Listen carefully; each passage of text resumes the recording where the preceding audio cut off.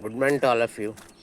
ఈరోజు ఉపాధ్యాయ వృత్తిలో జాయిన్ అవ్వబోతున్నటువంటి వారందరికీ కూడా నా యొక్క అభినందనలు తెలియజేస్తున్నాను.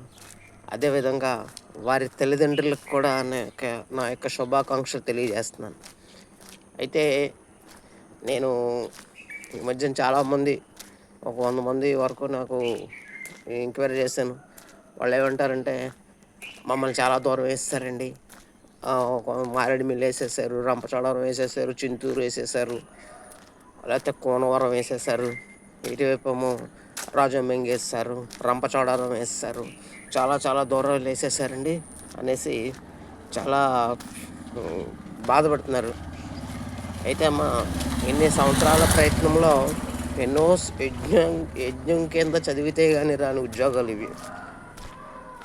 మీరు ఉద్యోగం ప్రయత్నంలో ఉద్యోగాలు సాధించారు కాబట్టి ఇవి వేసింది కూడా మన జిల్లా, తూర్పుగోదావరి జిల్లాలోనే వేశారు. మిమ్మల్ని తీసుకెళ్ళి అండమాన్ నికోబార్ దీవుల్లో వేయలేదు.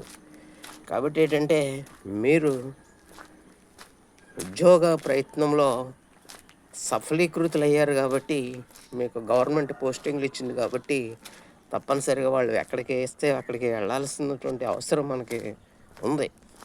ఇంకా ఎంతోమంది ఆ ఉద్యోగం కూడా లేకుండా ఇంకా మళ్ళీ డిఎస్సీలకు ప్రయత్నించేటువంటి వారు చాలామంది ఉన్నారు.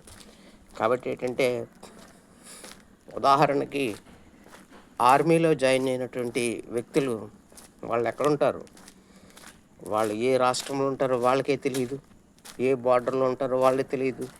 Siachen, the most dangerous area in the world, మన ఆర్మీకి అతి ప్రమాదకరమైనటువంటి సియాచిన్లో అందరూ కంపల్సరిగా ఒక సంవత్సరం నుంచి 6 నెలల నుంచి సంవత్సరం వరకు చేస్తారు.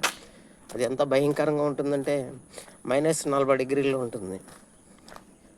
అటువంటి చోట చేయడానికి మన వీర జవాన్లు అటువంటి చేస్తున్నప్పుడు వీర జవాన్లని, ఒక ఐఏఎస్ఎల్ని, ఒక ఐపీఎస్ఎల్ని, ఒక చార్టెడ్ అకౌంట్ని, ఎంతోమందిని తయారు చేసే కెపాసిటీ ఉన్నటువంటి ఉపాధ్యాయ వృత్తి చేపడుతున్నప్పుడు మీరు ఏ విధమైనటువంటి సంకోచాలు లేకుండా తప్పనిసరిగా అందరూ ఉద్యోగాల్లో జాయిన్ అయ్యి మీరు పిల్లల్ని మంచి భవిష్యత్తులోకి తీర్చిదిద్దాలని నేను కోరుకుంటూ మీ అందరికీ మరొకసారి అభినందనలు తెలియజేస్తున్నాను.